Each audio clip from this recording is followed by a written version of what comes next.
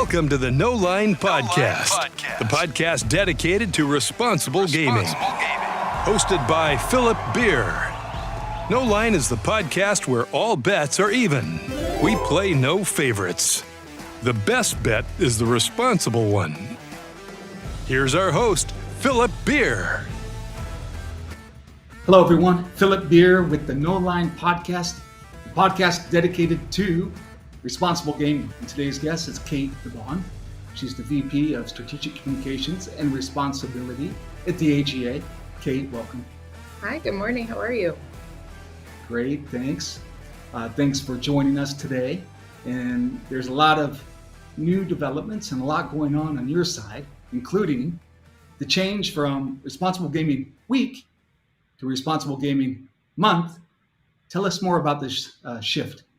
Sure. So the AGA established Responsible Gaming Education Week back in 1998 to raise awareness among employees and customers about responsible gaming, both our commitments and how to play responsibly. And as I'm sure you've seen and your audience has seen over the last few years, the change has come because the growth around responsibility has come.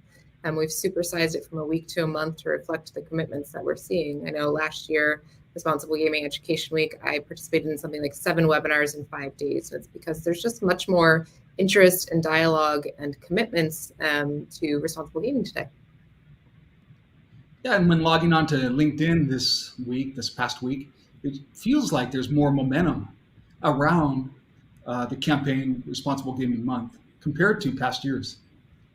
That's right. It's been really rewarding to see how the industry has stepped up to celebrate this over a month. We've had some great announcements starting out. Even before the month started, the PGA Tour, for example, announced a new initiative related to our Have a Game Plan, Bet Responsibly campaign that brought in their operator partners to make sure that sports bettors in the golf space knew about the principles of responsible gaming. DraftKings rolled out 2 new ads, one with The Miz, who's a wrestler, and Tony Hawk, the skateboarder, to talk about the limit setting you can have in the DraftKings app for responsible gaming. So there's different ways that folks are participating this month, but it's been really fantastic to see the resources that we've put out there and others taking a spin on that with our gem, as we call it. And when people are sharing responsible gaming stories this month, what should the hashtag be? Hashtag RGEM2022. Great. And where does this fit into Have a Game Plan? Sure. Have a Game Plan. We launched in 2019, and the idea there was first and foremost consumer education, and secondly, to bring the broader ecosystem together. So we wanted to make sure that new entrants into the space, whether it's sports leagues, teams, media, et cetera, understood their commitment for responsibility and did that alongside our operators and suppliers. So we have more than 30 partners, and we've seen great integration, like I just mentioned, from the PGA Tour, the NHL, Bally's, MGM, BetMGM, and our countless other partners. And it's centered around 4 principles: set a budget, keep it social, know the odds, play with legal operators. And Have a Game Plan has been a theme for Responsible Gaming Education Week the past few years, and we've integrated it as we've expanded to the full month. But we're excited to see where it comes. We have some new partners, hopefully being announced later this year, and there's really it's awesome to see how many different voices have come to the table to advance the message. Is it responsible gaming or responsible gambling? It seems like the terms are used around the industry, but I don't know if there's a cohesive agreement, or what's the difference? Is it responsible gaming, responsible gambling, or other? So, I think that's a matter of some semantics. One place where responsible gaming and problem gambling is often conflated is something I'm really interested in talking about. So I see them as a spectrum. So responsible gaming is the proactive consumer education and prevention that we put forth to help consumers keep gambling fun, that it's entertainment and nothing else. Problem gambling, the other end of the spectrum, are the support and tools and treatment provided to those for whom gambling isn't fun and isn't entertainment. And there's overlap. Responsible gaming, and problem gambling both have a role to play when you get to something like self-exclusion. But they're complementary in that one is hopefully preventing problems from and risky behavior from occurring. But responsible gaming is definitely on that front proactive side where the industry is really focused. Responsible gaming. So what kind of objections or resistance do you experience when talking about responsible gaming? Sure. That's an interesting question.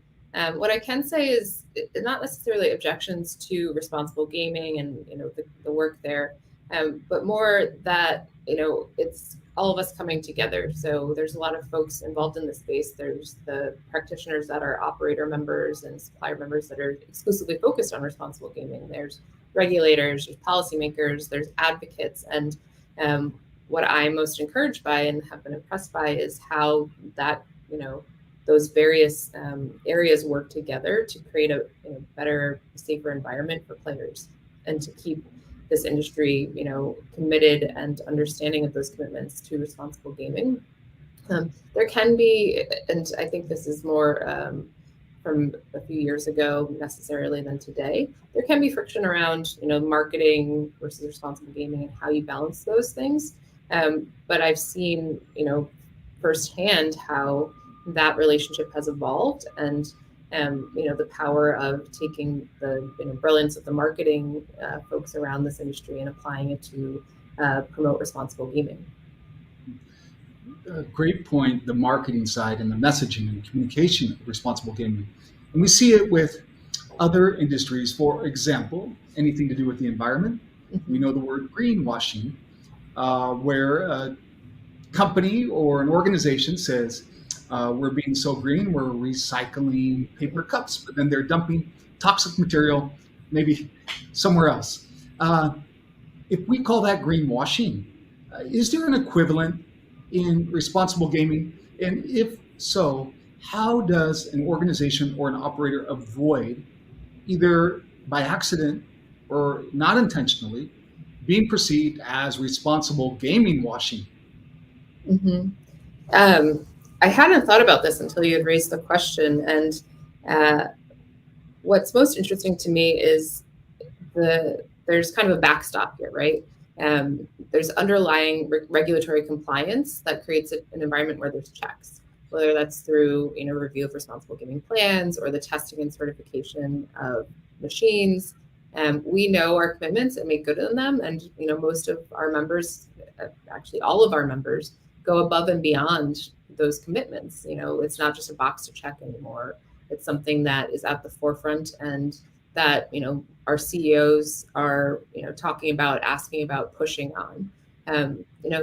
That's another reason why the AGA has really gone after the illegal market, both offshore markets and skill-based machines. There's no oversight, there's no commitment to responsible gaming, and there's no concern for player protections. And so, we're really focused on driving an industry-wide effort and to educate consumers about the illegal market and spur enforcement actions at all levels of government, because that's where you find, the equivalent of greenwashing. There's absolutely no commitments there, and it's not good for, players themselves, but it also is affecting, the broader ecosystem. Yeah, it's interesting. You mentioned CEO commitment, and even again, looking on LinkedIn this past week, there is CEO commitment. And when it comes from the top, it does gain momentum. And I think you're right. It is not just a lip service. It's a true commitment, which is great to see. That's right. It's, I interact with a number of our member CEOs, and they want to know what we're doing here. They want to be, pushing the envelope and understanding how we can grow our commitments and better understand what's effective. There's, one of the biggest hurdles to responsible gaming today is understanding what is an effective tool and what is not. Oftentimes there's, regulatory or policymaker push for ideas that have no basis in research. And, we want to learn and grow alongside regulators and, advocates, but we want to do so in a way that, protects players based on substance and not just what sounds good. For an operator or for a company that does business in gaming, how is success measured when they commit to a responsible gaming program? That's something we're continuing to learn. Each company has their own objectives and measurements in place for the programs around responsible gaming, as they do any other part of their business. What I think is most interesting is, looking ahead, there's going to be more use of the data. There's obviously a lot of information we have about player behavior and about how they're interacting with our product, and taking that data that is applied to marketing and using it to create a responsible gaming program is really interesting, and something I think we'll see more of from operators. They're already doing it, and then I know the New Jersey DGE is looking into offering best practices around these types of programs. Rush Street Interactive announced earlier this summer a program that they're working on with Necton, which takes the data that how players interact with their platform and kind of automates responsible gaming messaging based on kind of the insights they're getting from player behavior, and they're automated. So if you deposit a lot in a certain amount of time or other kind of instances, you'll get an RG message, hey, did you know these tools exist? Or hey, do you need a break? And I think that's where we're headed, and that's exciting to me because it's based in research, and also can help players be empowered to understand tools and resources to keep this fun. You said tools and resources. And for those listening or watching, where would you send them to have some of those tools or resources? Sure. For folks in the industry looking to learn more about what we're doing at the AGA, it's americangaming.org/responsibility. And for consumers trying to understand how to keep it fun, haveagameplan.org. Anything exciting planned for G2E? Oh, so much exciting planned for G2E. I am really excited about what we have coming up. The energy headed into this show this year it feels like we're, pre-pandemic. We announced our first keynote last week. We're going to have 6 operator executives from Wynn, Circa, Bally's, Penn Entertainment, FanDuel, and DraftKings on the main stage. The exhibitor interest is formidable. And then the education lineup, I've been working closely on that. It's going to shape the conversations for years to come. And specific to this conversation, we have a full day of RG-focused content on Tuesday, which I think is going to have some compelling conversations around where we're headed. There'll be links and resources in the show notes to your interview here. So for those watching or listening, you can go to the description and find those links. So when you're in Vegas for G2E, and if you're driving down the strip and there's a big billboard up that has something to do with responsible gaming, what should be on that billboard? This is a little bit of a layup for me. It's going to be have a game plan, bet responsibly.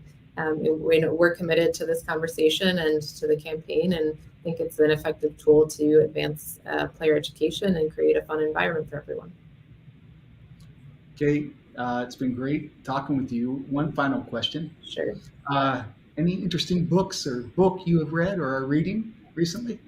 I try to keep my book reading in the fiction space because I'm absorbing all of this stuff on a daily basis. So I recently finished The Lincoln Highway by Amor Tolles.